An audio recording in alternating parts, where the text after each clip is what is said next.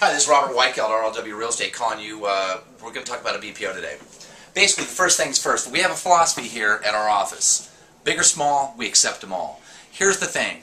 BPOs are your lottery ticket, your foot in the door to get the REO. Example, let's come over here. Now, just real quick, when you're doing BPOs, my recommendation is to have 2 monitors. No, I don't work at Circuit City, and I don't get paid to tell you that, but right here, you're 42% more efficient with 2 monitors. So, observe. Right here, we get a BPO that just came in. This one's from Goodman Dean. We accept the order. We want to accept them right away. Now, a lot of times, you're going to get a blast email. You're going to get a whole bunch of people getting the same email. You're going to probably be banging head here. You'll be getting, oh, you're too late, but you just accepted it minutes ago. Let's talk about the ones you can get. For instance, okay, Goodman Dean. I just got a Goodman Dean BPO. Now what I'll do is I'll go to my computer. Now I have RoboForms, and something you might want to check out. If you have any questions about it, go ahead and email us. But watch this, RoboForms. We go in and we accept it. It automatically remembers your password. You go in, you hit OK. Now, you're in the outstanding orders. You see an outstanding order. You log in. You tap in the low number.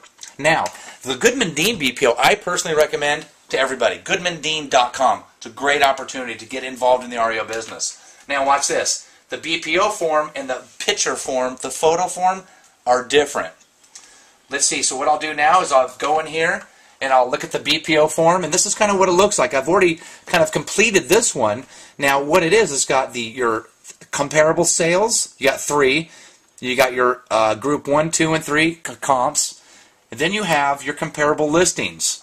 3, and these are all in average condition, so they're within the same distance, within a mile of each other. It'll ask you days on market. In this case, it's 34.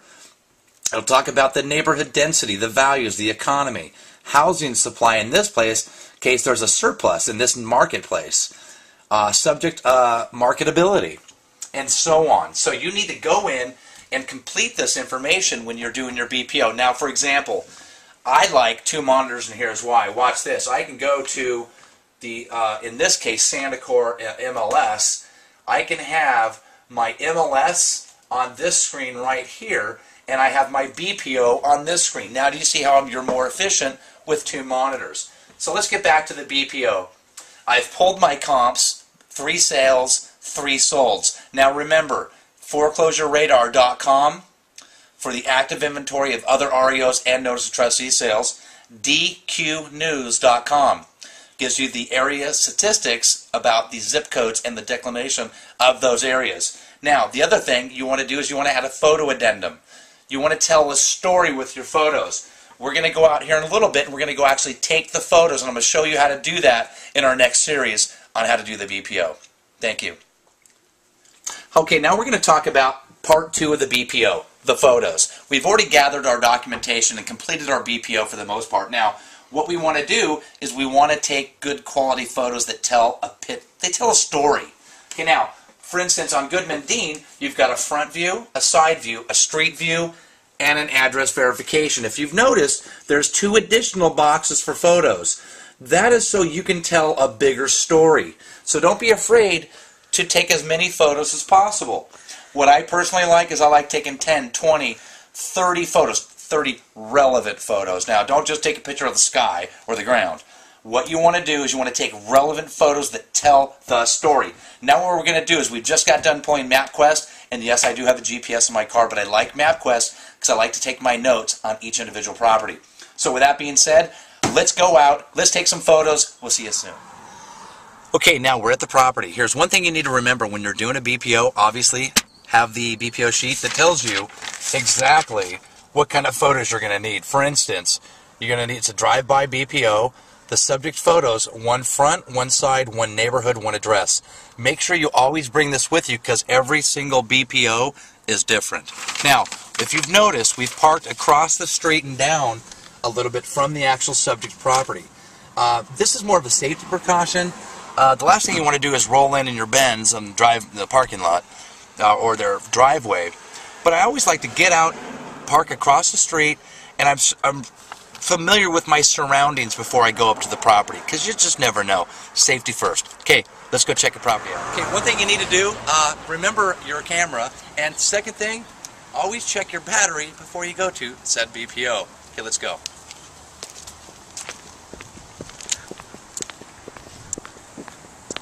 Try not to get hit by a car. That'd be a good thing. Okay, now, here's the property in question. This is a condo. If you notice, it's surrounded by other condos. So I've already got my comps.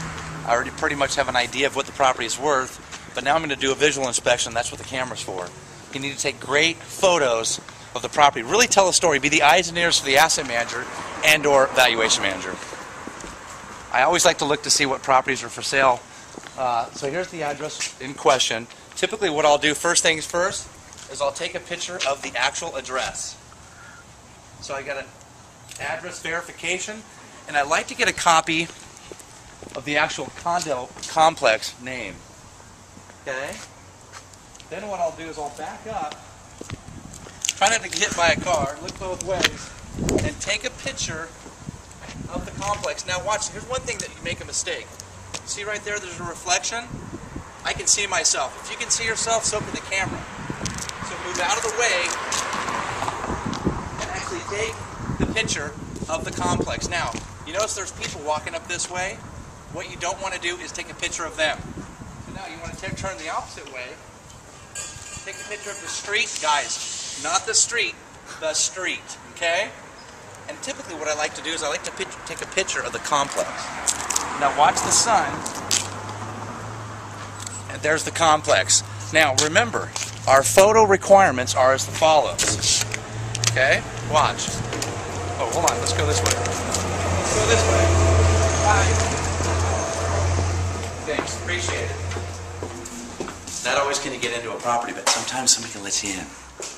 And now we're going to go find the property. What we need to do is we've taken a copy of the property in question, the address. We did an address verification.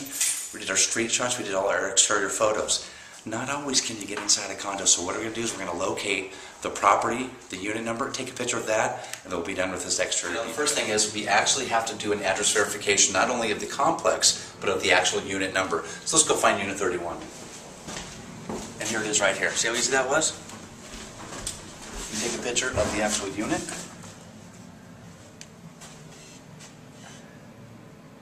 And that serves as an address verification.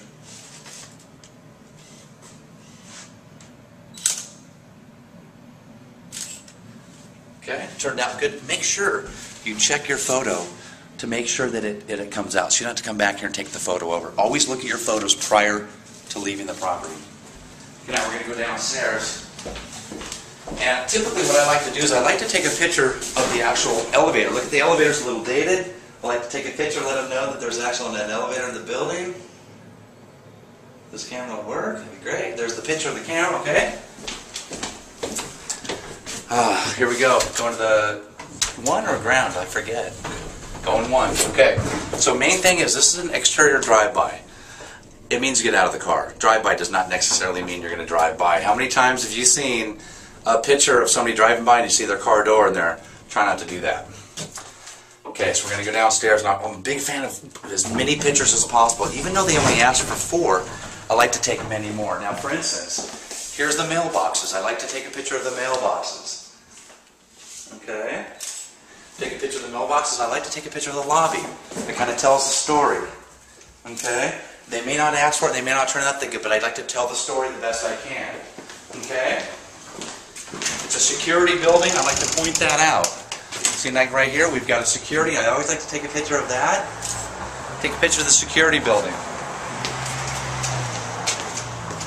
And that, my friend, is an exterior BPO.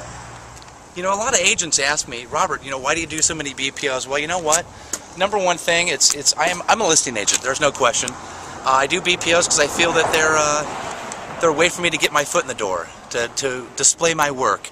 I'm getting paid, you know, anywhere between $50 and $75. Do I do it for that? No, I do it. That offsets my marketing expenses. I'm getting paid to do a BPO and to market myself to these banks. So anyone out there that says, oh, I don't want to do BPOs, I think twice about that. This is an opportunity for you to shine, for your resume to the REO agents. You have a great day. Have a SuperStaREO day.